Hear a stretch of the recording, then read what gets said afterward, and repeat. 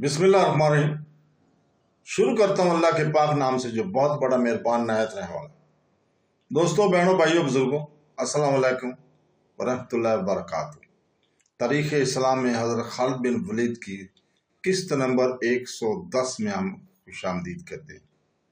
दोस्तों, बहनों, भाइयों, बुजुर्गों, हम कल बयान कर रहे थे किले में जो किले मुसलमानों ने उसके चारों तरफ से घेरा हुआ था, उसके एक किले में पादरी मौजूद थे।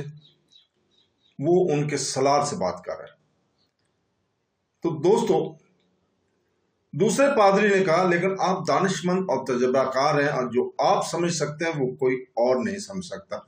हकीकत को देखिए इससे पहले कि मुसलमान किला सर कर लें और किले में दाखिल होकर कत्ल आम शुरू कर दें और हमारी औरतों को अपने साथ ले जाएं। आप किला कुछ शराइत पेश करके इनके हवाले कर दें, ये बहुत बड़ी नेकी होगी। मुझे सोचने दें। अब्दुल समी ने कहा था, सोचने का वक्त कहाँ है। पादरी ने कहा, ऊपर देखें, मुसलमानों के तीर दीवारों के ऊपर से अंदर आ रहे हैं और वो देखें जख्मियों को कंधों पर उठाकर ऊपर से नीचे लाया जा रहा है। क्या आप देख नहीं रहे कि दीवार पर और बुर्जों पर हमारे तीर अंदाजों की तादाद किस तेजी से कम होती जा रही है। नाहक खून ना होने दें। किले के बाहर मुसलमानों के हल्ले और तीरों की बुछाड़ें तेज हो गई थी, हालांकि इनके जख्मियों और शहीदों की तादाद बढ़ती जा रही थी। अब्दुल मसीह ने पादरियों की मौजूदगी में कासिद को भेजा कि वो किले की दफा की सूरत मालूम करके फौरन आए। कासिद ने वापस आकर जो सूरत बताई वो उम्मीद अफजा नहीं थी। दूसरे किलों की कैफियत भी ऐसी ही थी जो असाइयों के हक में नहीं थी। किले का दरवाजा खुल गया। एक ज़ैफिर और उमर आदमी घोड़े पर सवार बाहर निकला। इसके साथ 2-3 सरदार थे। इनमें से एक सरदार ने बुलंद आवाज से कहा कि वो दोस्ती का पैगाम लेकर बाहर निकले हैं। इनके पीछे किले का दरवाजा बंद हो गया। हम तुम्हारे सलार से मिलना चाहते हैं। अब्दुल मसीह के इन सरदारों ने बुलंद आवाज से कहा। दीवार से तीर आने बंद हो गए थे। मुसलमानों ने भी तीर अंदाजी रोक ली थी। हजरत खालिद बिन वलीद को किसी ने बताया कि दुश्मन बाहर आ गया है। कौन है वो? हजरत खालिद बिन वलीद ने पूछा।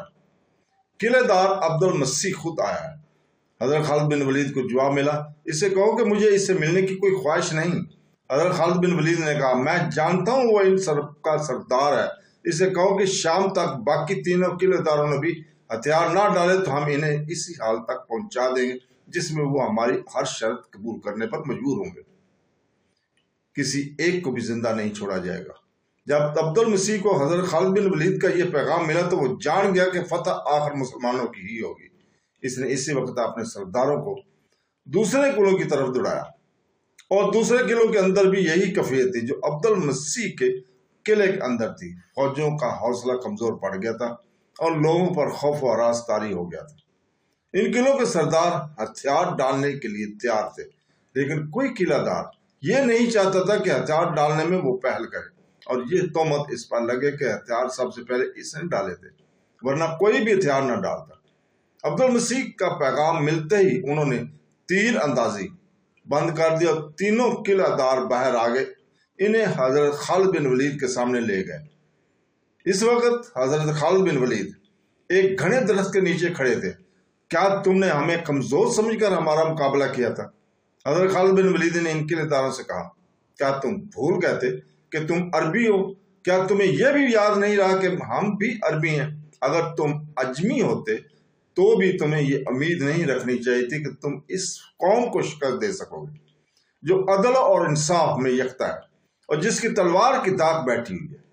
तो जो कुछ भी कहना चाहता है कह सकता है। ज़ैफिर उमर अब्दुल मसीह ने कहा था, तो फाता है, हमें कुछ कहने का हक हासिल नहीं क्योंकि हमने तेरे आगे हथियार डाल दिए।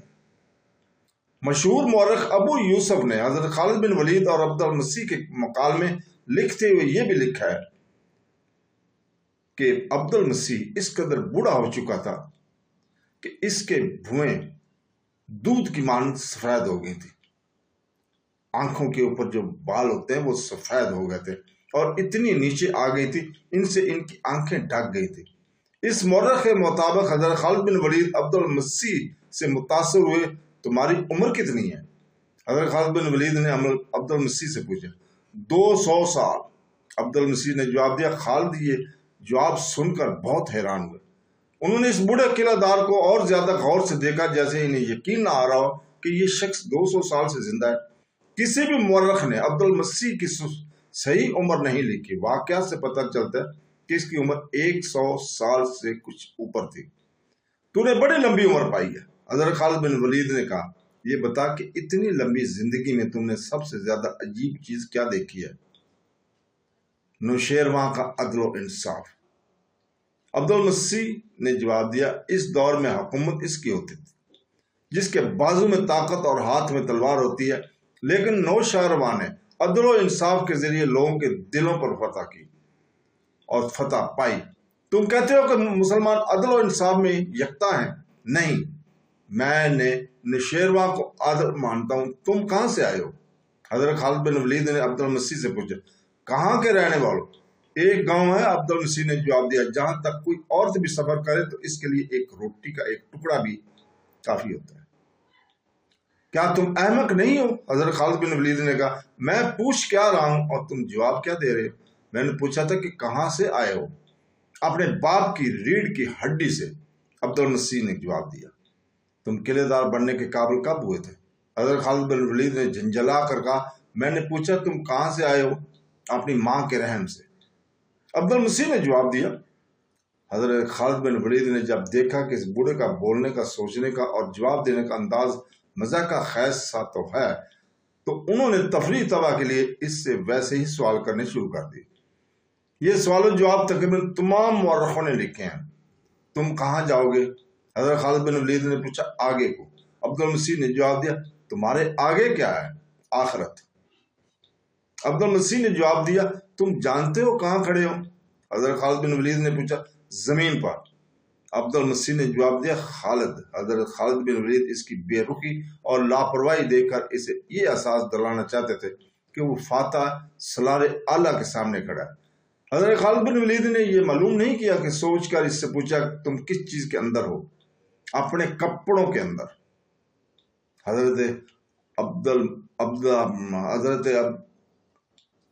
اپنے سالار خالد بن ولید نے عبدالمسیح نے کہا ان سے۔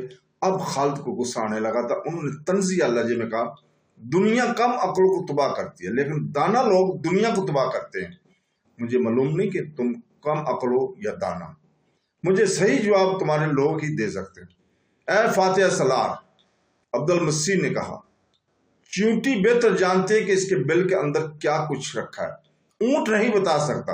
حضرت خالد بن ولید نے چونک کر عبدالمسیح کی طرف دیکھا۔ ان کا غصہ ختم ہو گیا۔ انہوں نے محسوس کر لیا کہ یہ شخص احمق یا کم عقل نہیں۔ حضرت خالد بن ولید نے اسے اپنے برابر میں بٹھا لیا۔ اب حضرت خالد بن ولید کے انداز میں احترام تھا۔ اے بزرگ، حضرت خالد بن ولید نے کہا، کوئی ایسی بات بتا جو تو ہمیشہ یاد رکھنا چاہتا ہے۔ مورخ لکھتے ہیں کہ عبدالمسیح گہری سوچ میں کھو گیا۔ اس کے چہرے پر اداسی آ گئی۔ اس نے قلعے کی طرف دیکھا۔ میں اس وقت کو یاد کیا کرتا ہوں، عبدالمسیح نے کہا، جب ان قلعوں کے عقب میں بہتے ہوئے فرات میں چین کے بحری جہاز ہادبان پھلائے آیا کرتے تھے۔ پھر مجھے جو وقت یاد ہے وہ نوشیروان کا عہد حکومت ہے۔ رعایا خوشحال اور مطمئن تھے۔ کوئی جھونپڑی میں رہتا تھا یا محل میں۔ نوشیروان کا انصاف سب کے لیے ایک تھا۔ محترم بزرگ، حضرت خالد بن ولید نے کہا، خدا کی قسم تو مسلمانوں کے عدل و انصاف کو بھی یاد رکھے گا۔ اگر تو اپنے بزرگوں، اپنے لوگوں کے ساتھ اسلام قبول کر لے تو تیری اور تیرے لوگوں کی حفاظت ہماری ذمہ داری ہوگی۔ تم سب کو وہی حقوق ملیں گے جو دوسرے مسلمانوں کو ملتے ہیں۔ اگر اسلام قبول کرنے کے لیے تو اپنے آپ کو آمادہ نہیں کر سکتا تو تجھے اور ان تمام قلعے داروں کو وہ جزیہ عطا کرنا ہوگا جو میں مقرر کروں گا۔ اگر اسلام قبول کرنے کے لیے تو اپنے آپ کو آمادہ نہیں کر سکتا تو تجھے اور ان تمام قلعے داروں کو وہ جزیہ عطا کرنا ہوگا جو میں مقرر کروں گا۔ اگر تجھے یہ بھی قبول نہیں، پھر تم نے دیکھ ہی لیا ہے کہ مسلمان قلعوں کو کس طرح سر کرتے ہیں اور ان کی تلوار کی کاٹ کیسی ہے۔ ہم سے کچھ اور مانگ، ہم دیں گے۔ عبدالمسیح نے کہا، اپنا مذہب نہیں چھوڑیں گے؟ بتا جزیہ کتنا ہوگا؟ تو جیسے دانا سے مجھے اس جواب کی توقع نہیں تھی۔ حضرت خالد بن ولید نے کہا کفر نے تجھے شکست تک پہنچایا، اس عربی کو میں کم عقل سمجھتا ہوں جو عربی راستے سے ہٹ کر اجمی راستہ اختیار کر لے۔ حضرت خالد بن ولید کے ان الفاظ نے نہ عبد المسیح کو متاثر کیا نہ دوسرے کسی قلعہ دار یا سردار کو۔ وہ اپنے انکار پر قائم رہے۔ جب حضرت خالد بن ولید نے انہیں جزیہ کی رقم بتائی تو انہوں نے اسے فوراً قبول کر لیا۔ یہ رقم 1,90,000 درہم تھی۔ جو عہد نامہ تحریر کیا گیا اس کے الفاظ یہ تھے، بسم اللہ الرحمن الرحیم۔ یہ عہد نامہ حضرت خالد بن ولید نے ہیرا کے سرداروں عدی بن عدی، عمرو بن عدی، عمرو بن عبد المسیح، ایاس بن قبیسیہ التانی اور ہیری بن اقال سے کیا ہے۔ اس عہد نامے کو ہیرا کے لوگوں نے قبول کر لیا اور اپنے سرداروں کو اس کی تکمیل کا ذمہ دار ٹھہرایا۔ اس عہد نامے کے مطابق اہل ہیرا خلافت مدینہ کو 1,90,000 درہم سالانہ ادا کیا کریں گے، اور یہ جزیہ ہیرا کے پادریوں اور راہبوں سے بھی وصول کیا جائے گا۔ صرف اپاہجوں، نادار افراد اور تارک الدنیا راہبوں کو یہ جزیہ معاف ہوگا۔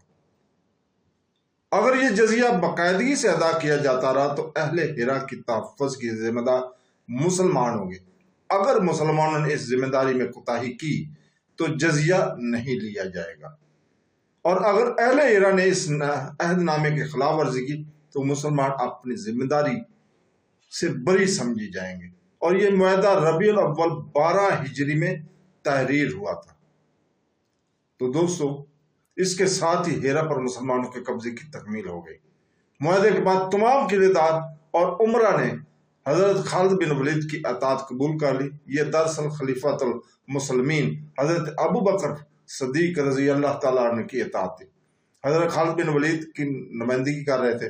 اس کے بعد حضرت خالد بن ولید نے اپنی تمام تر فوج کے ساتھ 8 رکعت نفل شکرانے کے پڑھے۔